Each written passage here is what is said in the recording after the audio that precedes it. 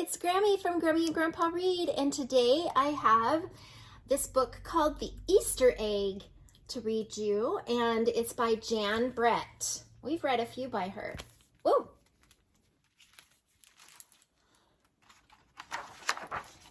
Cheer up, spring is here. Time to start my first ever Easter egg. Hoppy said each year the bunny who decorated the winning egg got to help the Easter rabbit hide the eggs on Easter morning. Hoppy had been dreaming about being that bunny all year long. Let's see, can you see? Now it was time to get started. Everywhere Hoppy looked, rabbits were working on dazzling eggs.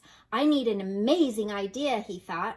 Hoppy spotted the Flora bunny painting spring wildflowers in her eggs. The Easter rabbit will love those colorful flowers, he thought, and started picking flowers for his eggs. Here's a basket for your flowers, Hoppy, Flora said.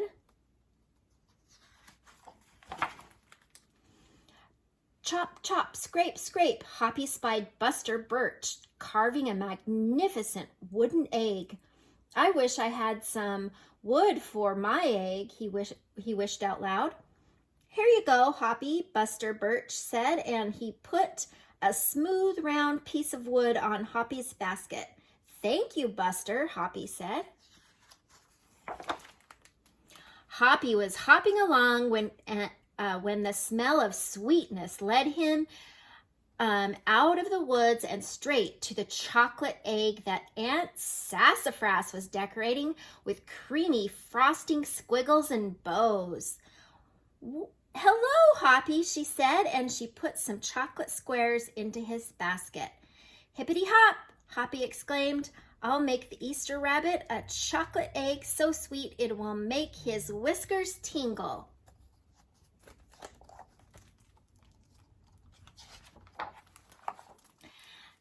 Then Hoppy saw Granny Irene decorating one of her fabulous story eggs. First, she traced a design on the egg with a special tool. Then she dipped the eggs in pots of yellow and green and orange and red dye, adding the design each time. Hoppy couldn't believe his eyes. I'll never make an egg that beautiful, he told Granny Irene. She smiled. Try, she said, giving him one of her special tools.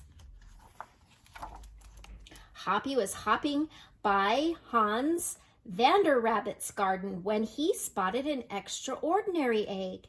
Hans was painting a portrait of the Easter rabbit so real that it looked alive. Fantastic, Hoppy exclaimed. Thank you, Hoppy, Hans said. Why don't you make a painting on your egg? He gave Hoppy pots of paint and a fine brush. As Hoppy bounded along, a loud boing nearly knocked him off his feet. It was whirling, twirling, mechanical egg. Whoa, Hoppy said. That is an unusual egg. Would you like to make one? Roberto asked. Hoppy tried hard, but the harder he tried, the more parts and pieces piled up around him. Thank you, Roberto, he sighed, but I think I'd better make the egg that is right for me. Hoppy hopped back to the woods and lay down under the tall tree to think. Making a beautiful egg is harder than I imagined, he thought. I guess I don't have to win. I just want to make an egg that I'm proud of. Suddenly, the woods rang with the squawking of birds and sounding alarm. Mother Robin swooped down, calling wildly as if she couldn't decide where to go.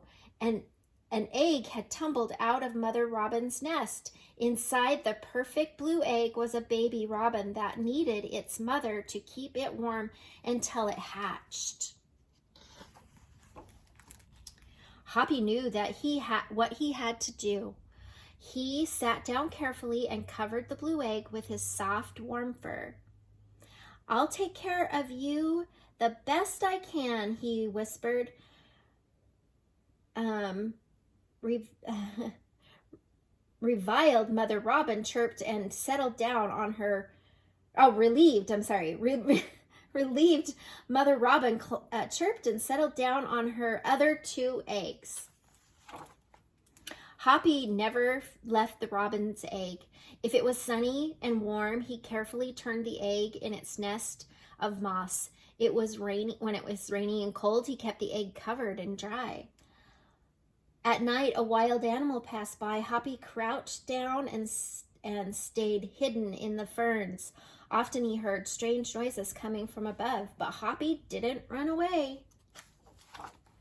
Every day, the rabbits worked on their eggs.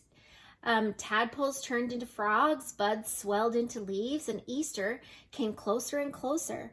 Finally, it was time for the rabbits to take their eggs to the glen. They had forgotten all about Hoppy, who was quietly sitting on the blue egg under the tall tree in the woods. Early the next morning, the rabbits waited for the Easter rabbit. Suddenly, a beautiful wagon rolled toward them out of the mist. And stopped. The Easter bunny stepped down from the wagon and admired the decorated eggs one by one. "You have brought me the most beautiful eggs in the world." The rabbits were puzzled. Whose egg could it be? "Fill my wagon with your wonderful eggs," he said. "When I return, I will show it to you." And he disappeared into the woods. He came back with Hoppy, looking scruffy and bedraggled. "Hoppy has an amazing egg to be proud of," the Easter rabbit told them. "He has kept Mother Robin's egg warm and safe until her baby bird hatched, and she could take care of it." The Easter rabbit placed the empty blue shell in the place of the honor atop of the wagon. Now they were ready to go. The rabbits cheered for the egg that had surprised them all. "It's our best Easter ever, Hoppy," they shouted. Then the brave little bunny and the Easter rabbit rode off together to hide the eggs for the girls and boys to find on Easter morning. Oh, that's a sweet story. He took care of that egg until it hatched. And so he won the prize because of his caring. I hope that you like this book. Please like the video and subscribe to our channel.